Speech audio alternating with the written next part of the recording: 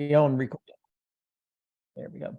Okay, well, welcome back, folks. It's a beautiful day here, but as they say in the Ozarks, if you don't like the weather, stay around tomorrow. It's sunny and about 40 some degrees with high clouds, and we're supposed to have 6 to 12 inches of snow by this time tomorrow. So who knows?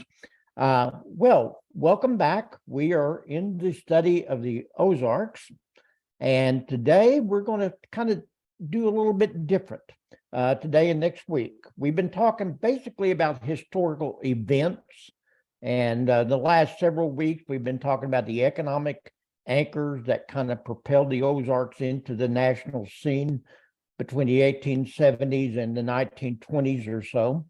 That being the railroad, the timber industry, and the coal and the mining industry. Well, today and next week, we're going to kind of step back and look at life of the typical Ozark pioneer. What was it like? It was so much different then than it is now, and I can't remember all of it by any means at all. I'm still a pup compared to some people, but I know that as I did this in the township last week, that several people really felt akin to what I was saying because they could remember these days fairly well. So life was a lot different. So let's look at it. And I kind of call this a day in the life of an Ozark pioneer. What did they go through? And we're going to talk today about their life in terms of how they lived and what they ate and what they lived in. And then next week, we're going to talk more about what they believe, particularly ceremonies in terms of birth and weddings and death, because those were the big events in the day in the life of a pioneer, by any means at all. So 95% of the Ozark pioneers were farmers and made a living off the land. I think I've told you this before, and I'm going to tell it to you again when we get to the Depression. But in the 1930 census, there were only 7 towns in the Ozarks that had a population over 5,000 people. And only 2 of those were really pretty good sized towns, Joplin and Springfield. The rest of them were all under 10,000, somewhere between 5 and 10,000 people. It's just remarkable how small the towns were and how many people lived on the farm. That's how they made their living. And it wasn't farming for money. People didn't farm for money back in these days. It was a subsistence living. They farmed to live. They grew what they needed. If they could grow a little extra and maybe make an extra crop or two, something like tobacco, and sell it, the wives would maybe sell chicken eggs or barter them. So it was a different type of life. Now, it did begin to change with the arrival of the railroad and the growth of smaller towns. There was a little bit of movement in towards the towns, and people began to kind of gather around hamlets or villages, you might say. But still yet, folks, they lived their whole life in a very small area. I can remember my grandfather, Joe, died in 1967, and I remember sitting around talking with him one time in the late 50s, early 60s as a young boy, and something was mentioned about going somewhere, and I said, Grandpa Joe, did you ever go very many places when you were young? And he kind of looked at me and scratched his head, and he said, well, I think I made it to Stone County one time. Well, Stone County is just right below Christian County is where he lived. His whole life was spent within basically a county or two. They never went anywhere. People just, that they didn't have the money. They didn't have the transportation. It was just one of those things you just spent your whole life in a certain area. So the first thing they do when they got to their land, and a lot of these pioneers homesteaded. When my great grandfather John came here in 1843, he had a deed for 160 acres that he got for serving in the War of 1812. And so he was able to homestead. And on addition to that, his son, who had served in the Indian Wars back with the Seminoles and all, also had a bounty deed for the same thing. So he was able to get a homestead right next to his father's. The result was they ended up having, close to 320 acres of land to work together. And the first thing they'd do would they would clear the land because by this time, most of the land in the Ozarks that we're talking about was pretty much native oak and hickory. The old savanna grass had kind of begun to die out and had been replaced with trees. They would build a cabin. They were almost always the same size, a 16 by 16. Later on, they might add on to these cabins and make them bigger, but they were almost always 16 by 16 cabins. There was a reason for that, because a 16-foot log was just about the maximum length that a couple of men could handle. You couldn't really handle one any bigger than that. Logs were put together by forming notches on the end, and there were two standard types. There was the dovetail notch, which if you came from the Appalachian mountain regions, you might be more inclined to do that. It's a much more sophisticated notch, and I'll show you a picture of this in a minute. Most of the time, they did what was called a saddle notch, which was a lot simpler to do. Most cabins were almost always built by hand-cut logs. Later on, as sawmills came in, they began to make them out of more sawn lumber, or sometimes they would cover the log cabins with siding. I've always suspected that there's a whole lot of old log cabins sitting around the Ozarks that's got, that's been covered with siding, and people don't even know they're living in log cabins. They probably don't understand that what they've got is a log cabin inside their construction. There was always a lot of outbuildings. You always had to have outbuildings. And some of these were more elaborate than the homes. A barn. A barn was very, very important to keep your animals, because that was your life. And so, they would build, sometimes the barns were much better built than the homes. Of course, everybody had an outhouse. No such thing as running water. The only running water you had was when you run down to the creek and carried it back up to the house, or the spring, if you happen to live near a spring and had a spring house. So here's three guys that they're building a log cabin, as you can see. This is from the Shiloh Museum of the Ozarks History. Here is a typical homestead. This would have been very, very typical if you would have found this. This picture was taken in Christian County in the 1880s. And you'll notice here, they've got the cabin. It's a very rudimentary cabin. And they've got a porch here. But you'll notice attached to the cabin is kind of like a lean-to, a shed. That's where you kept your buggy, if you happen to have one, or maybe your horses or your mules. Here would have been an outbuilding. That could have been several things. That could have been a smokehouse. That could have been a kitchen. Oftentimes, once they started building the cabins, they would separate the kitchen from the cabin, because that was a fire hazard. And on top of that, you didn't want, particularly in the summer hot months, to be cooking inside the cabin, because it would heat the cabin up. So it was not unusual to have an outdoor kitchen, a detached kitchen as such. So it could have been a smokehouse. It could have been a kitchen. No telling. Here is a typical single pen cabin. This is just an Ozark cabin that still exists around here. And you can see they're very simple. A lot of them didn't have windows because glass was pretty hard to come by and it was expensive. You might have an opening with which you would close by shutters to keep the varmints out and the insects out at night. Most of them had a loft. You'll notice up here, there's got an opening. And probably most of them would have a loft up here for sleeping, particularly for kids. Here is a double pen cabin. When the family grew, or you got a little bit wealthy enough, you would add another 16 by 16 onto your cabin.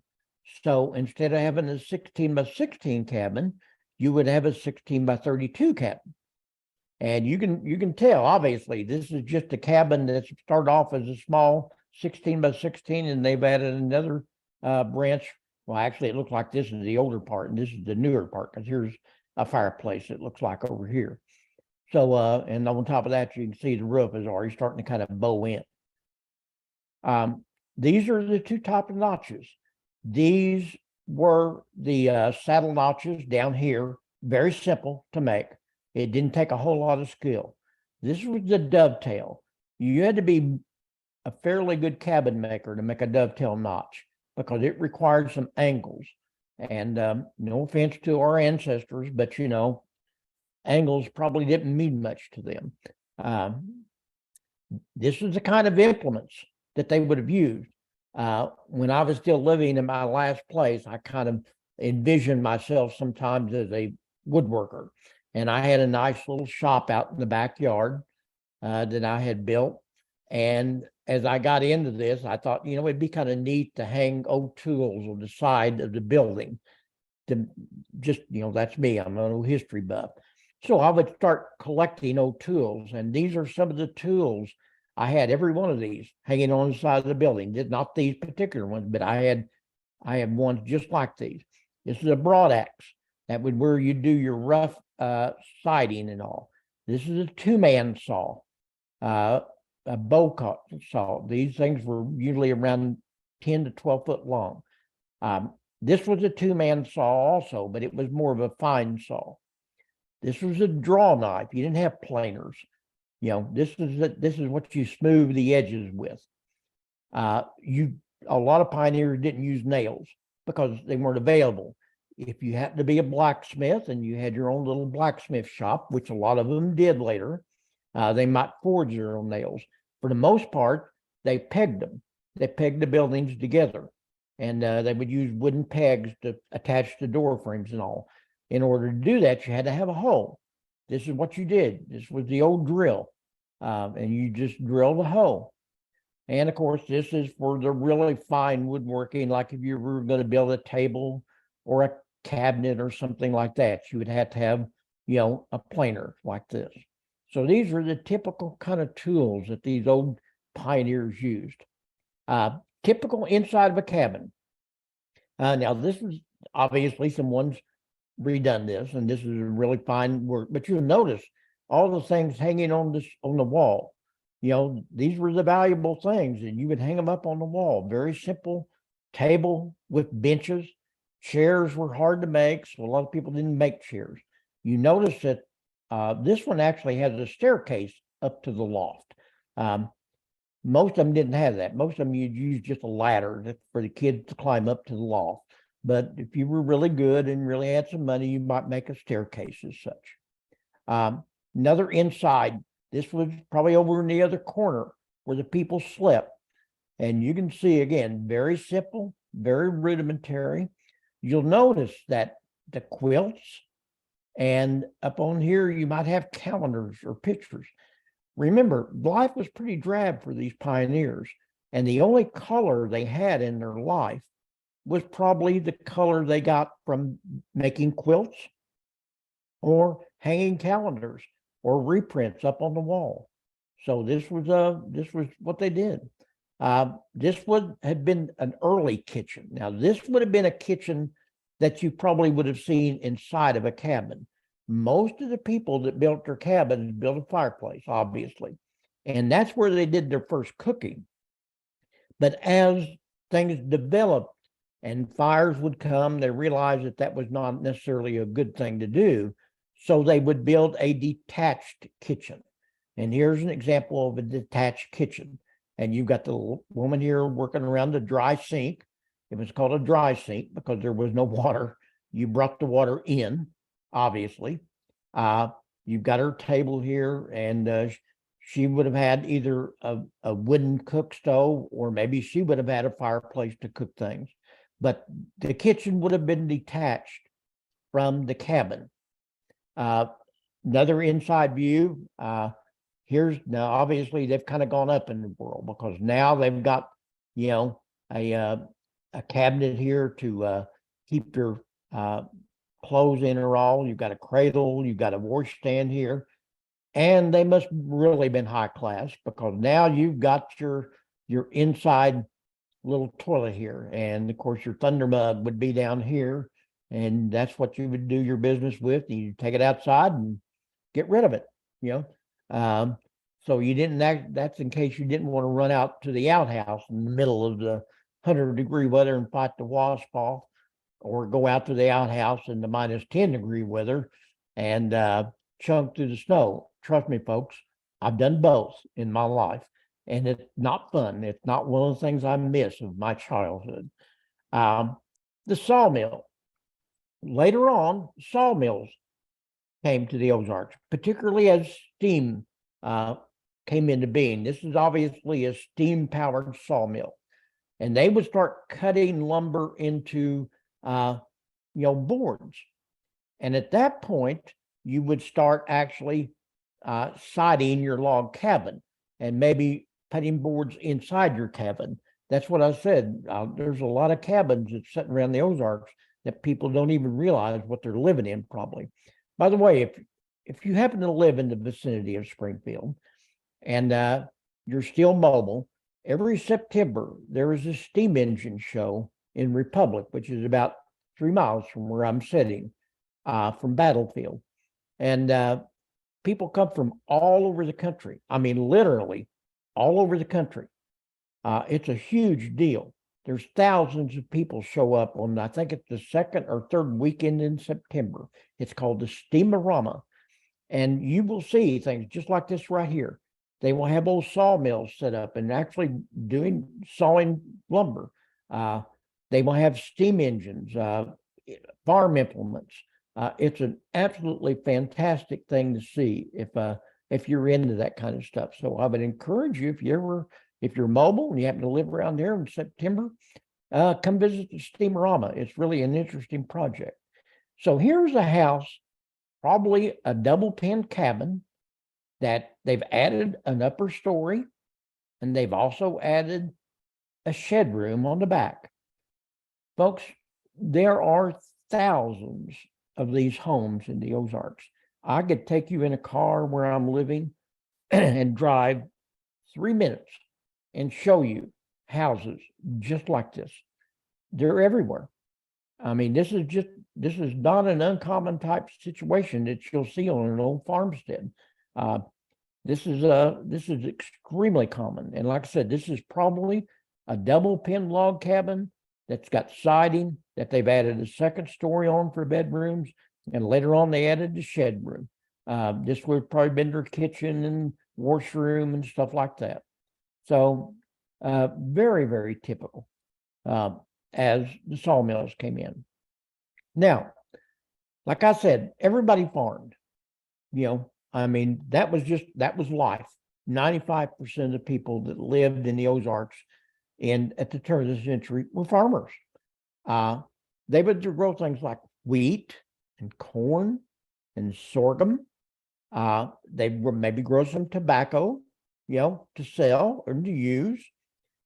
They would take the grain to a local mill. There was always a local mill everywhere within about 5 miles of where somebody lived. You would probably find a mill, and they would particularly use it to grind their corn. Flour was a little bit more difficult to grow, and frankly, the climate around here is not really conducive to flour as much. You would find that more out in the plain states. Around here, you would have more cornmeal, and they would take their corn in and have it ground up, and that's why the old Ozarkers were so fond of their cornbread. And I guarantee you, I know about that. Growing up, at least once a week, and more likely 2 or maybe 3 times a week, my evening meal was ham and beans and cornbread and fried potatoes. And I can guarantee you what, folks, I love ham and beans and cornbread and fried potatoes to this day. I would eat them all the time if my digestive system would allow it. Unfortunately, as I've gotten older, that doesn't work so well. Livestock consisted of milk cows. Everybody had a milk cow. That was just a necessity. Hogs were huge. Everybody raised hogs. Pork was the primary meat. everybody had chickens, because this again would be your meals, and they provided the eggs. You didn't raise these animals to sell. That just didn't happen. Later on, they did. Beef cattle production, that was almost non-existent. People didn't know what were you going to do with beef cattle. First of all, beef doesn't last very long. You can cure pork in a smokehouse and keep it for a long time. Beef is not that way. You can't cure beef. And so if you had a beef cow, you were going to have to eat that pretty fast. Refrigeration didn't exist. You've had a spring house. Sheep, not as prevalent. You had some, but most people did not raise sheep. They actually raised more goats probably than they did sheep. Again, goat meat, the animals are smaller, so you could get rid of it faster. And a lot of people used it for goat milk. I've had goat milk in my life, and frankly, I don't care for it. But I know my grandmother used to raise goats. And of course, there was another side like to a goat. You could turn it loose on a hillside that was full of saplings and thorns and everything else, and those things would be gone in a few days. So again, that's what they use those for. Again, another typical view of the farm, and this is taken in Christian County, somewhere back in the late 1800s, and you can see this is a typical barn. I mean, folks, the barns were really important, and like I said, you might have a very primitive looking house, but you're going to have a really nice barn. Typical outbuilding. Again, they were just, pretty much put together. They might be chicken houses, they might be smoke houses, whatever. You always had a bunch of these kind of hanging around the little farm. All the work was done with horses or mules, and hard work, folks. That happens to me, my Grandpa Joe's brother, Will Stevenson, that was working a farm. I believe it was the Keltner farm over around AA Highway and 160 south towards Nixa. And that was him over here to the very left-hand side. That's a picture that my family took, and that's him. So that would have been my great uncle. Mowing the hay. They grew a lot of hay because they had to feed their horses and their milk cows and all. And this was all done by hand. They had a mechanical thing, and the guy would sit back here, and he would do this to cut the hay as it went through. I've seen these things in operation. Now, most of the time, they just piled the hay up into big piles. Later on, if you got fancy, you had a horse-drawn baler. And here's just that right there. They've got a baler that's being pulled by horses. This is a fancy operation here. Somebody that got a little bit of money. I've never seen this in operation, but I know that it existed. I have done my share of hay baling. Trust me, it's not something you don't want to go back and do again. It was not to do, to say the least. Livestock, again, they raised milk cows. Again, not so much beef cattle. That just wasn't something that was real prevalent around here. A lot of hogs. I mean, folks, everybody had hogs because you ate bacon, you ate ham. This was the main meat that people ate in the Ozarks, not beef like we do today. Again, milk cow, and this was always a responsibility usually of either the wife or the children. The man didn't have a lot of time to do this, so the woman would go out early in the morning or send the kids out early, or they would, in the evening, they would go out and milk the cows. You had to have milk cows. That's all there is to it. And you had to have chickens, or in this case, I got to looking closer at this. One of my people in my class at the township pointed this out. I think these are turkeys. Whoops. I've got them there as chickens, but I think they're turkeys, Again, sheep, they were around, but not a lot. You just didn't see a lot of sheep unless you happened to be in a community that had a lot of immigrants from the old country. My wife's grandfather, who came from Sweden in the late 1800s, and she remembers him. She actually lived with him, or he lived with her towards the end of his life. He was in his 90s. He always had sheep, and she remembers, him talking about this sheep, and she's got pictures of him tending his sheep at Freistatt, Missouri. Mules. Now, America has this love affair with horses. And we see, cowboys riding horses. We see Indians riding horses. I remember watching Wagon Train, and the wagons were always pulled by horses. Folks, that didn't happen. Yes, you had horses, and horses were important animals. But if you wanted a work animal, you had a mule. That's just all there is to it. They were stronger, they were steadier, they were smarter, and they would live a lot longer. A mule was a very important animal to a farm. And again, you go back and read the real history of the Old West, and you would be surprised how many cowboys rode mules instead of horses. You see them when you see a movie Western today, boy, everybody's on the horse just blazing down that trail fast as they can ride. Didn't happen a lot. They're riding their mules instead. It was just, a lot better thing. Hunting and fishing. Now, hunting and fishing served two purposes. First of all, it was entertainment for the man. I mean, the man worked hard all day, not that the woman didn't, but, the man would go out early in the morning, and he would have a big breakfast. He'd go out, he'd work all day, and the wife maybe would take him out lunch, which would always be a big lunch. And they would usually have it on the ground or on a wagon or whatever, particularly during the season where they were doing their outside work. And then supper would always be something really light, like, milk and cornbread or something like this. Maybe a little bit of bacon or something like this. But, you get tired of pork. I love pork. I love ham. I love bacon. But, you do get tired of it after a while. And so they would try to alternate this, and they would try to use a lot of game. And there was a lot of game around the Ozarks. And so, they would go hunting. This was part of it. This was to supplement their diet. Rabbit, raccoon, squirrel, whatever. They trapped. My dad has told me about him trapping the James River when he was a young man. He always told me that his job during the late teens and the early 20s, when he was a young man, was to put meat on the table. And he would go out every day and hunt or fish.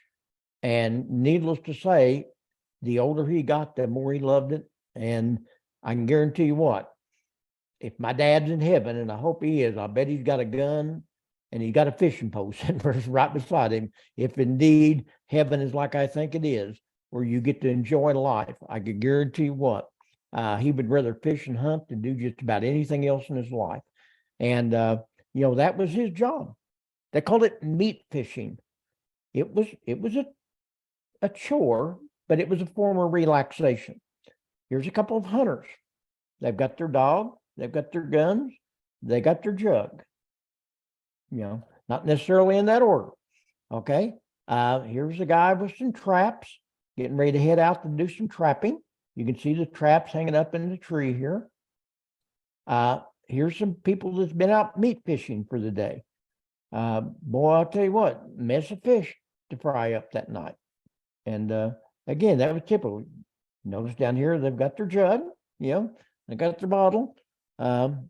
Typical. Now, after a while, as people would have families and other people would move in, little hamlets would grow up, and villages, whatever we want to call them. And almost always the first building of a hamlet, a village, was a general store. The general store was the Walmart of that day.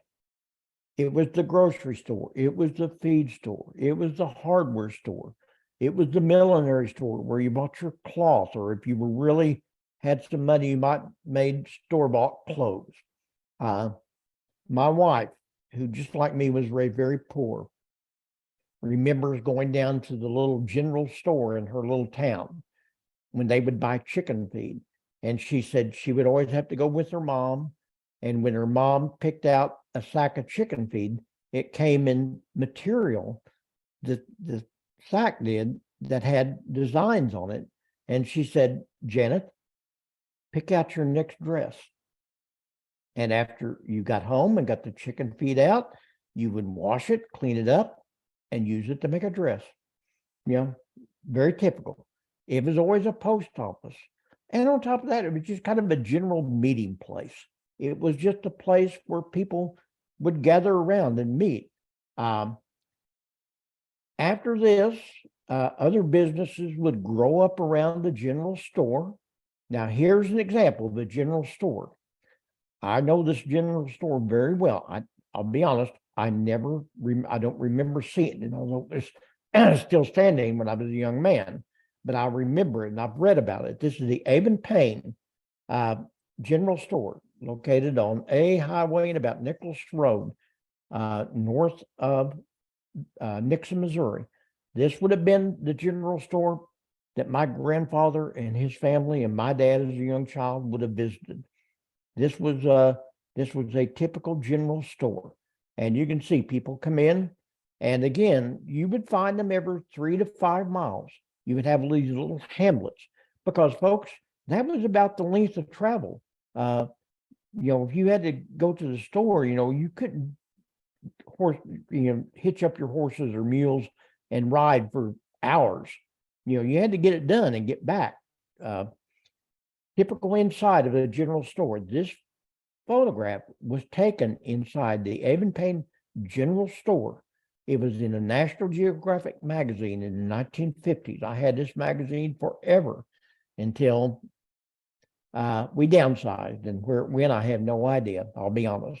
But they did a whole big long thing on the Ozarks, and this picture was inside that National Geographic magazine. And I remember seeing this, thinking that was so important to me because this was, I've seen this place. As they grew, the store would grow and other buildings would grow around it. This is a little town of Clever, about 6 miles from here. And you can see this general store has grown. And now it's brick, and you've got an upstairs, which is no doubt where the people lived that operated this general store. This is very typical to have an upstairs that part of it would probably be a storeroom, a warehouse, and part of it would have been their living quarters. They would have lived up here. And I can take you to just about any small town in the Ozarks in America, and you can see the same thing on buildings that still exist. Inside a Nixa store, which is about 10 miles from here to the south of here. School. Now, schools were very simple. In the beginning, the school was usually done inside a home. Settlers schooled their own children. As the village grew and as things became more available, communities would maybe build a church/school. Always served a double purpose, or not always, but generally in a community, they would serve a double purpose. And so they would build a schoolhouse, hire a school teacher. One-room affairs, 1st through 8th grade. Students who desired to go on to high school, usually only the bigger communities had a high school. I know that my cousins, Wayne and Warren, who went to Union Hill School right west of Nixa, when they went to high school at Nixa, they would go in on a Monday morning and they lived with other people for the week, went to high school, and then on the weekends would come back home.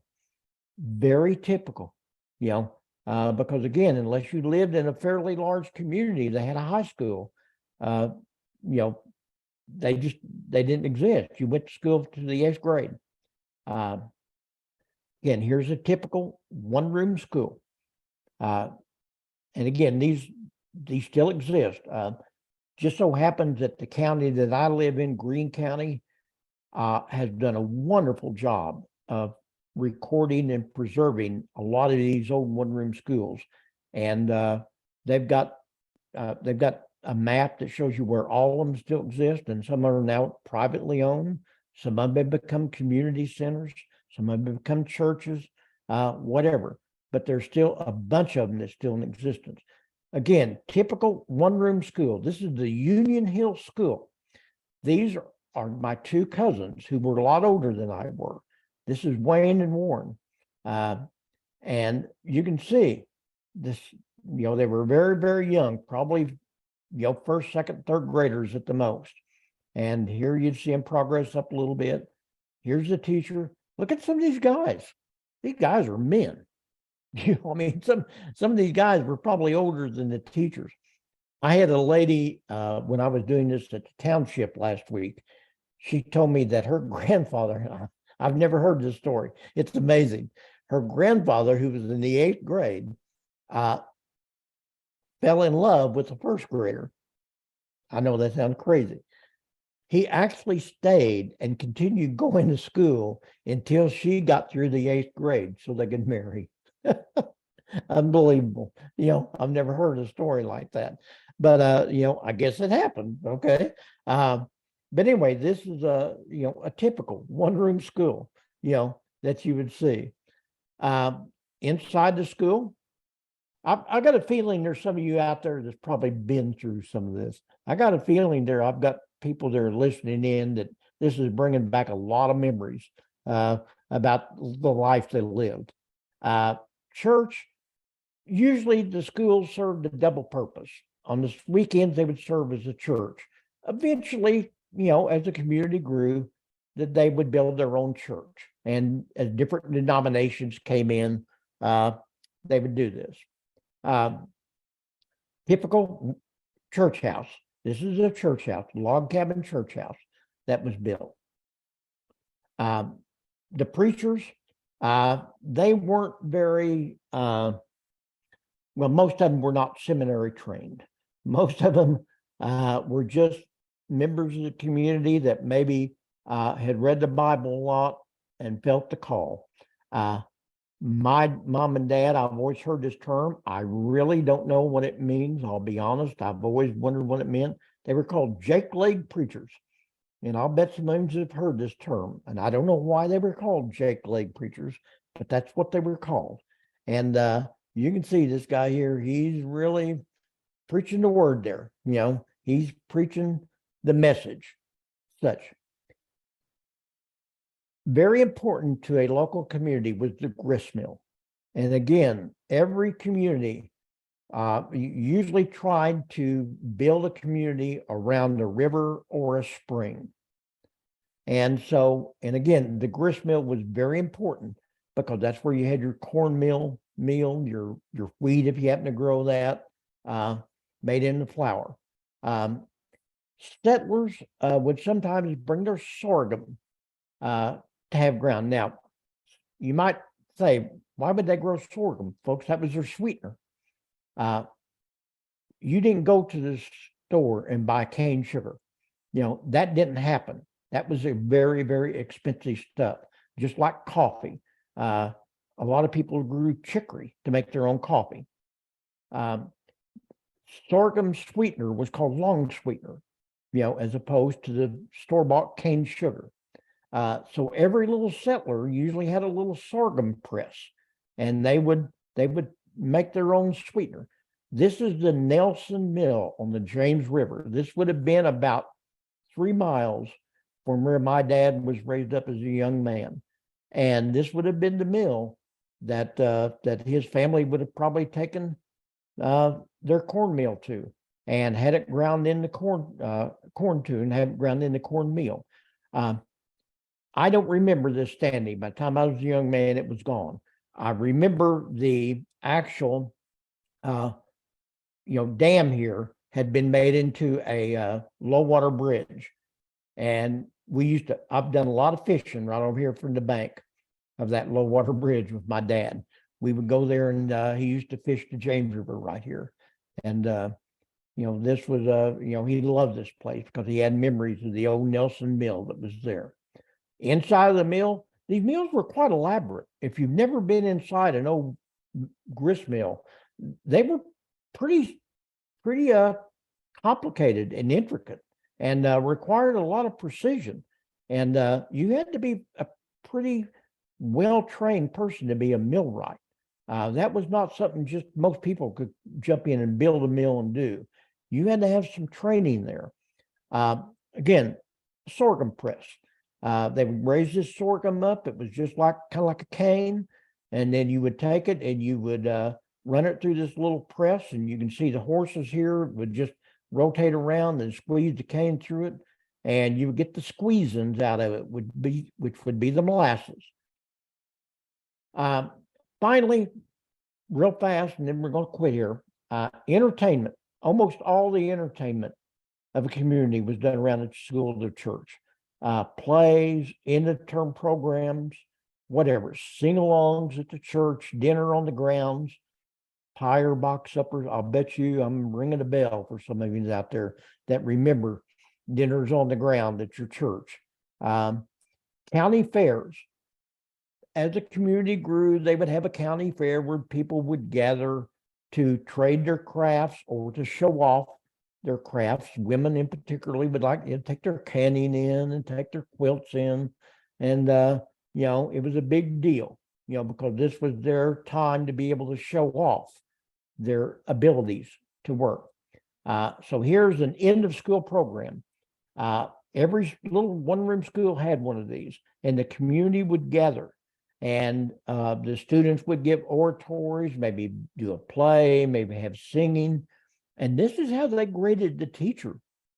If the plays weren't very good, if the end of the school programs weren't very good, the teacher probably wasn't going to come back the next year.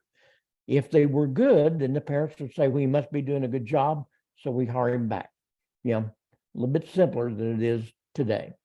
Dinner on the grounds, again, very typical of what would happen on a Sunday afternoon, where people would stay after church and they'd have dinner on the grounds and socialize and whatever. And here's a little county fair in Christian County that was going on, and people gathered around to show off their wares, and things would be judged and all. Okay, that's enough for today. Next week, we're going to start talking about superstitions and folklores and things like this, particularly centered around the three big events of life: birth, marriage, and death. Those three things were the big events in life, still are. Okay, let's face it, still are. But again, maybe their ideas of how they handled some of this was a lot different than our ideas today. So that's what we're going to be talking about next week. I hope you tune in. I hope I've kind of, maybe resurrected a few memories, if not of your own life, maybe talking with your parents or your grandparents. I know that when I was putting this together, I had a lot of fun because I recognized some of the stories that my parents and my grandparents had told me. So hope you had a good time, and we will see you next week. That was very interesting. Thank you. I really enjoyed it. Did I refresh you of your memory, Donna? Well, from my parents a lot. My dad, Yeah, right. Yeah, he grew up like that. My Yeah. mother lived in a town, but and I always did, but we used to go on Sunday drives, and Daddy would go by the old farmhouses and things like that and talk about Right. Same story in my life. I've done a lot of those Sunday drives where Dad would take us around and show us where things happened. Right.